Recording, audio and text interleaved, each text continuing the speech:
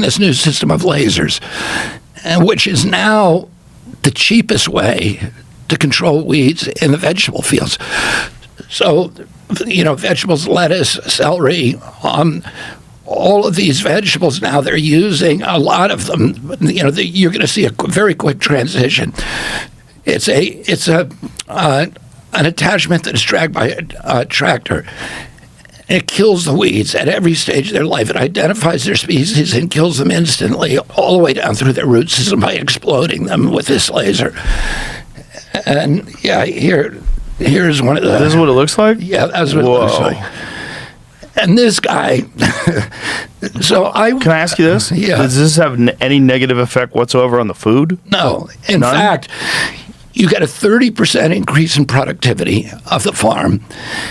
And the growing season is shortens by 3 weeks for onions. And that is a huge economic boom. You just zap the weeds? It pays itself back for some of these farmers, it pays itself back in 9 months. It's $1 million. That's $1 million machine, but it pays back. They're paying vegetable field. This onion producer in South Texas, the biggest onion producer in Texas, she has 8,000 acres. She was paying $1,500 per acre for pesticides, for mainly glyphosate, and for manual labor. And now with this machine, it's $300. She's saving over $1,000 an acre. Is this showing how it does? She's got 8,000 acres. So it's $1 million machine, which sounds like a lot, but you got 8,000 acres and you're paying $1,500 an acre per growing season. I missed one. Maybe that was And, now they're making them on drones. Maybe that was a crop. Yeah. Interesting. There's all these kind of new, exciting technologies that give us a light at the end of the tunnel to transition, and it could be very, very fast. What the president wants to do is accelerate that. He says, we can't allow the company to go bankrupt. We can't allow foreign interference, but we got to get off of this stuff. We got to give these farmers an off-ramp so that they can get off it, because they don't want to be on it. Nobody wants to be on it. Without crashing the food system. So this is a bridge. This is a bridge to Yeah, ultimately. exactly. So the path you think would be technologies like this for weeds. What about for bugs? It's harder. These systems are more difficult. Are not yet economic in the cornfield, the row crops. They're economic for organic corn, and I talked to an organic corn farmer who is in love with his machine. But they can do it for bugs too. So does it just zap the bugs? They zap the bug. They identify them and zap them. But in the row crops, these guys, the vegetable crops are paying $1,500 an acre. The row crops are $50 an acre. And so to get economically to their level, they have to scale enormously. So that is, how do we help them do that? How do we bring Silicon Valley entrepreneurs and billionaires in to start investing really heavily in these kind of technologies? And let's get off of this stuff. What are the primary health concerns about people that consume too much glyphosate? Or is there a threshold? Like, I know there's like a safe level that's supposed to be detectable in your blood. Like, what does that mean in terms of? I don't know if there's any safe level. I don't know. I shouldn't even say there is a. That is what we are trying to figure out right now, and it's associated with non-alcoholic fatty liver disease. It's but there's a scientific association, but it's not strong enough for people to litigate on. The litigation was all about non-Hodgkin's lymphoma. Only that? Yeah, because that's the one thing that they had a critical mass of scientific studies supporting. Now, what about when they use it at the end of production? It definitely disrupts your gut biome. Yes. It is it's the advantage of glyphosate is, unlike the other poisons, it doesn't harm organic tissue, but it goes after plants, not animal tissue. But your stomach microbiome is plants, and so there's it may contribute to the celiac disease and to all these gluten allergies. It was coterminous with that. The introduction of glyphosate of Roundup Ready corn, you know what Roundup Ready corn is, yes. right? It means that you can spray the field and everything green dies except for the corn, which is immune to glyphosate. That's why it's so advantageous to them. It saves huge labor costs, and it allows them to, to sell the corn at a price that people could afford. One of the most controversial uses is a desiccant. And that means that there is no Roundup Ready wheat. So normally they weren't using this in the wheat field. But around 2003, they started using it to dry out the wheat just before harvest. And that way they can harvest it without getting fungus on it and without getting mold on it. And for the first time, they were spraying it right on food. And so that is real, the major vector for getting into human beings. And, around 2003 is when you started seeing these explosions in celiac disease and gluten allergies. There's no clear scientific evidence that it's related, but there's there's some signals out there that now we're looking at HHS for the first time. They should have been looking at this 30 years ago, and but they're not. But we're doing it now.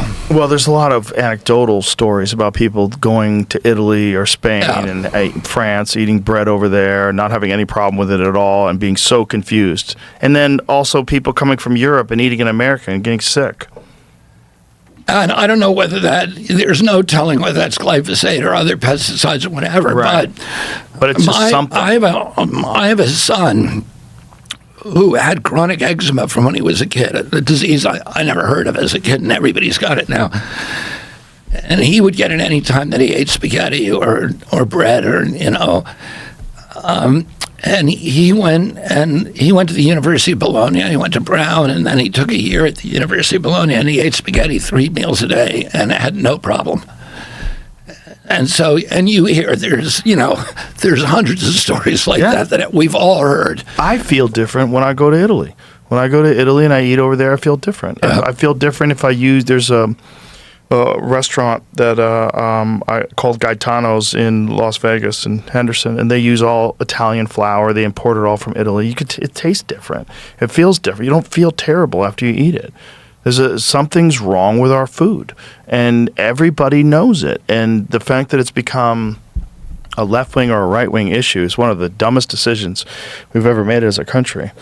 And I know that a lot of it is, again, a lot of propaganda, a lot of these narratives trying to push people into thinking that things aren't dangerous because right-wing people believe in them, and then it's nonsense. And it's just I don't know what that pathway is when you're dealing with monocrop agriculture and you have these enormous farms and you say 98% is based on glyphosate use or whatever it is. Like, how do we get those people to ultimately transition? And if they do, could they even produce enough of their product to stay viable?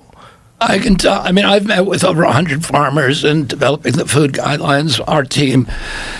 And, I've been doing agricultural issues for 30 years. I can tell you, farmers are the most hardworking people that I've ever met.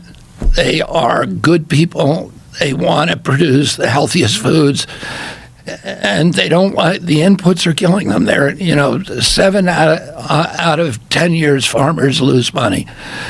And there's no young people moving to the farm country anymore. So, we really need to do what we can to make sure we don't lose any more farms in this country. And that's what the president's worried about.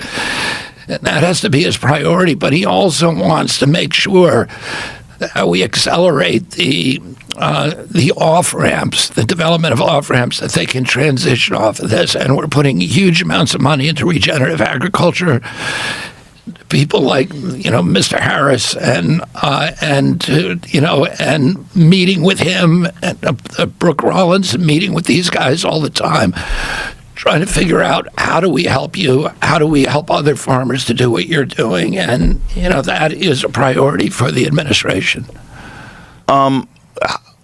Do you envision a real possibility of a country that is all regenerative agriculture with no pesticides? Is that even possible, that we could get to a point, whether it's a decade from now or 2 decades from now, where we've completely eradicated the uses of these harmful chemicals? I mean, I think that's going to happen. I think technology is going to allow us that to happen. But you're going to have a lot of robotic farming happening, and that's another question. But but that's robotic with these lasers. That's essentially what you're doing. Yeah. So that would and be you're the going to have solution. drones doing this. Mm-hmm. You'll have drone swarms over farms killing the insects. What about industrial fertilizer? What would be the solution to that? And that's a little more difficult, particularly in some parts of the country. You need nutrients in the soil, but there's ways of growing, and Harris has shown this, where you can dramatically reduce the amount of petroleum-based fertilizers that you're using, dramatically, almost eliminate them. Sure, but the scale of his farm and the scale of the production in comparison to these monocrop agriculture places that produce corn, I mean, these people are dealing with enormous amounts of crops. That's the question is, could that be scaled regeneratively? Could you get it to a point where you have organic farms only? I think with technology, you're going to eliminate a lot of the pesticides and the herbicides. I think it's going to be much slower when you talk about fertilizers. But is there a pathway for that? I hope so. But you haven't? No. Because it's so far off? Yeah, I mean, that's going to be after my 3 years before that happens. Do you, if someone else wins and they want you to stay, are you going to stay? Do you have a thought of that, or do you want to do as much as you can in 4 years? Well, whatever happens, because you can't tell what's going to happen in the election, that I'm going to act as if I got 3 years to do everything. And if I, get more time, then I would probably take it. How many days a week are you working? Well, I work. I'm working. When